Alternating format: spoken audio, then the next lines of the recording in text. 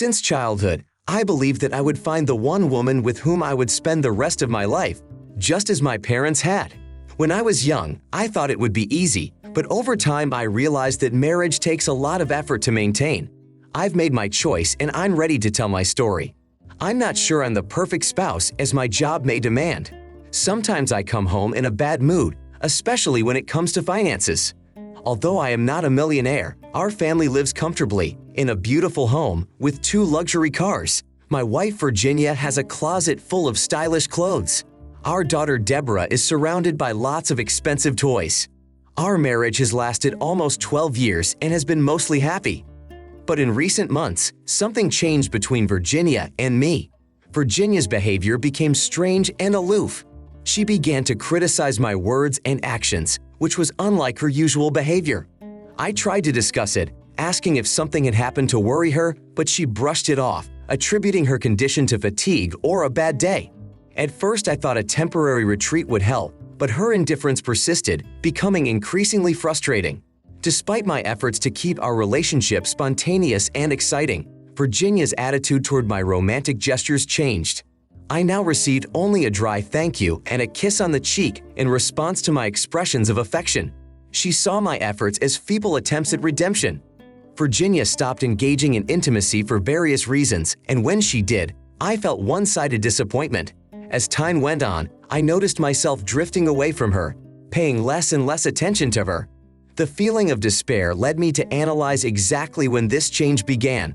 I tried to identify possible causes, wondering if I had done something that might have triggered the changes in Virginia's behavior. Pondering the troubling possibility of her cheating, I initially dismissed the thought, consoling myself that she would never betray our marriage. Curiosity took over, however, and I began to notice signs of infidelity, noticing differences in her behavior, dress, and schedule. Virginia began to dress more provocatively, though my infrequent encounters with her might not reflect her usual daytime attire. Her schedule remained a mystery, as she was always on the move. The changes in her attitude were consistent with some common signs of infidelity. After thinking about the possibility of hiring a private investigator, I realized that I had no concrete evidence, only suspicion, which was not enough for such measures. Determined to find out the truth on my own, I began taking small steps. I called home at unexpected moments, sometimes finding that Virginia was home and sometimes she wasn't. I also installed an old outdoor surveillance camera under the eaves of the garage, hooking it up to a hidden tape recorder. My goal was to pick up any unfamiliar cars outside the house. After 2 weeks of surveillance, however, I found nothing unusual. From time to time, while watching my wife, I saw her leave the house, although she claimed to have been home all day. Her brief disappearances provided no evidence of impropriety unless her partner was surprisingly quick. These actions were inconclusive, mere hints that fueled my growing suspicions. As time went on, my anxiety increased, Virginia's behavior worsened, and our intimacy gradually waned. This left me frustrated, especially as our 12th anniversary approached. I saw an opportunity to bring joy into our marriage by seeking to reignite the spark between us. I organized a party and arranged for our daughter to spend the night at my parents' house, giving us the opportunity for unlimited fun. We headed to Plato's, Virginia's favorite restaurant, full of anticipation and walking hand in hand to our table. I was hoping that the magic of days past would return again, but the beginning of the evening was a bit tense over dinner and a bottle of wine. Gradually, Virginia relaxed, became more like her old self, and our conversation became light and playful. After dinner, she showed an eagerness to get out on the dance floor. I suggested a new club, but Virginia insisted on returning to our usual establishment, which attracted an older crowd and where dance music was playing. Once we were on the dance floor, we felt the joy of our earlier years again. However, after almost an hour of dancing, we returned to our table for a break while Virginia excused herself and headed to the restroom.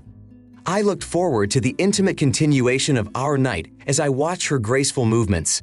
For a moment, I was struck by her charm. However, I noticed that I wasn't the only one captivated by her. In the corner, someone else seemed to be attracted by her presence as well.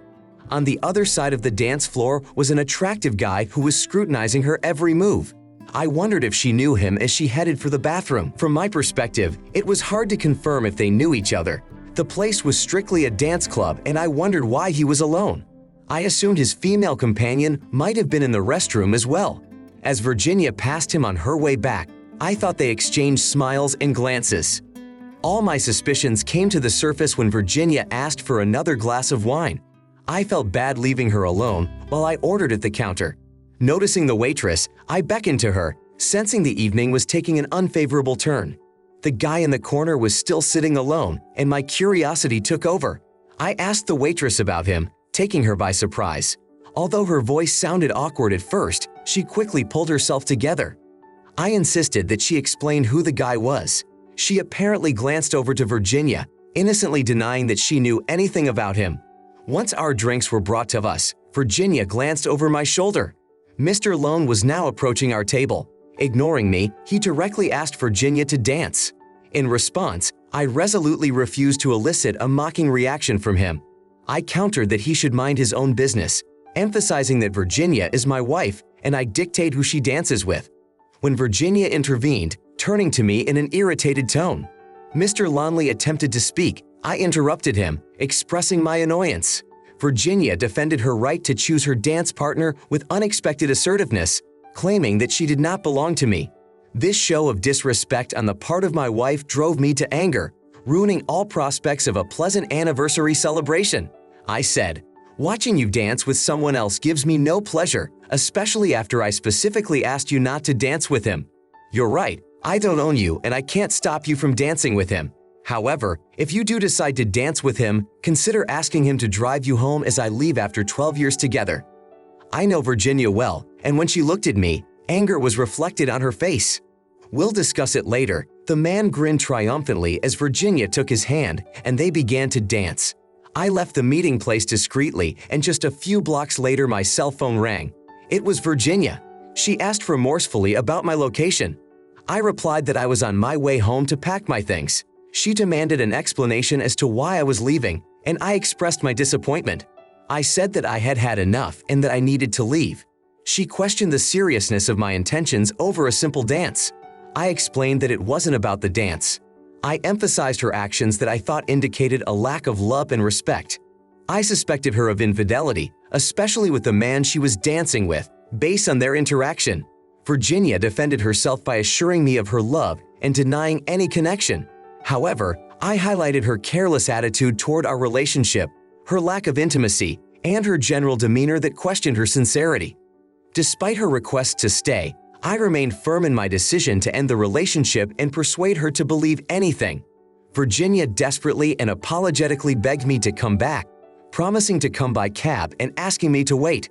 But she did not change my mind. I left, turned off my phone, and watched from afar as Virginia arrived home in a cab.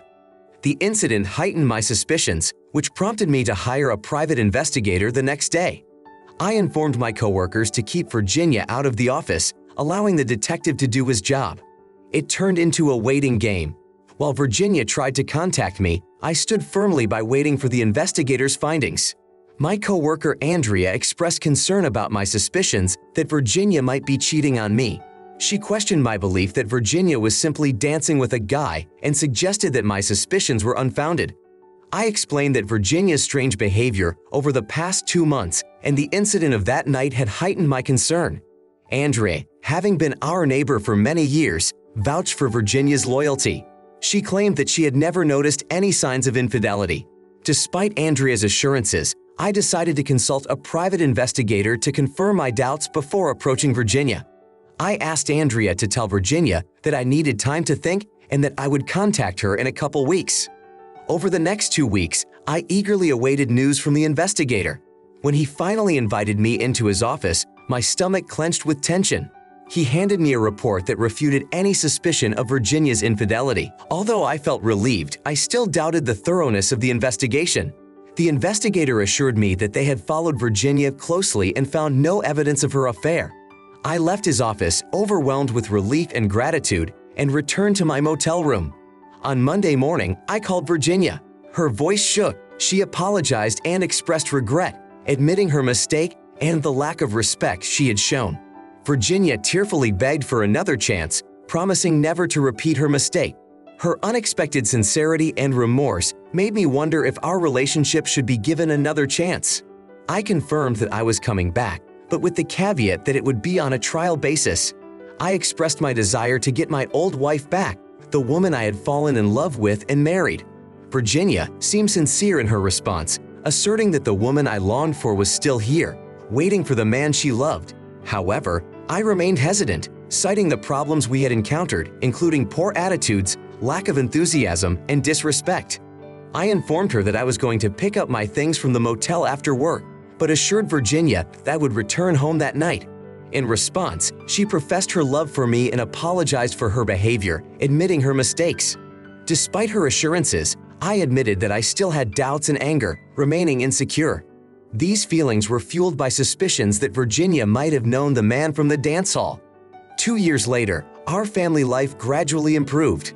Virginia was once again the woman I married, both emotionally and intimately. She surprised me by organizing a birthday party and a delightful celebration of our 14th wedding anniversary, despite my doubts about her fidelity. I found solace in the renewed warmth of our relationship after a difficult winter in Chicago. Virginia welcomed the arrival of spring one April morning with a gentle rain that reminded us of our shared moments, filling her with nostalgia. One day, Virginia decided to meet up with her friend Kathy. They'd reconnected after a long time, laughing and sharing memories, discussing how their children grew up. However, the conversation changed when Katie confessed that she had been thinking about having an affair with a man named Cotty. Virginia, realizing the potential consequences for Kathy's marriage, encouraged her friend to reconsider the potential risks and repercussions. Virginia decided to take a risk and share a hidden part of her life. Kathy recalled a time when Virginia and Gerald were going through problems, but Virginia never went into detail. Virginia emphasized that Katie had to promise to keep what she was about to reveal a secret. Katie assured her friend that she would keep the secret, recognizing the potential harm it could do to Virginia's marriage. Virginia waited for a clear agreement from Kathy for confidentiality, realizing the seriousness of the conversation. She then shared her worries. After 12 years of marriage, she felt bored and stuck in a routine.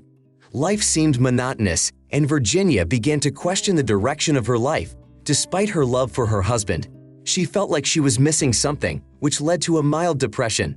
Virginia met Justin and quickly discovered that there was an emotional connection between them, even before the relationship became physical. The excitement of their flirtation led her to confess her vulnerability and guilt. She told Katie about how she had gotten Justin's number and the inner conflict she had experienced in deciding whether to call him.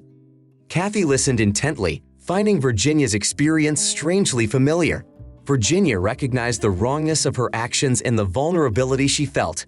Despite telling herself not to call Justin, she couldn't resist and agreed to meet him for lunch. Kathy listened passionately to Virginia's story of the emotional turmoil and temptation she had faced. She told her that the emotions were all over the place: terror, excitement, and admittedly intense excitement as we talked. Justin leaned over the table and took my hand, giving me the feeling of a first date despite my intense desire to be with him.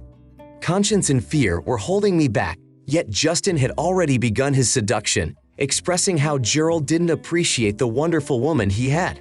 I found myself resenting Gerald, and in a flash, I fell victim to Justin's persuasive words.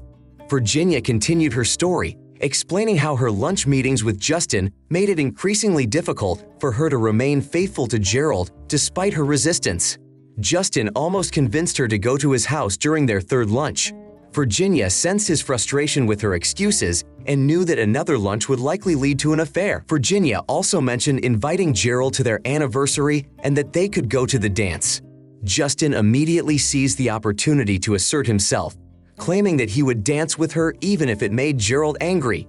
Her story continued by describing how Justin's arrogant behavior escalated when he showed up at the dance club and intentionally disrespected Gerald.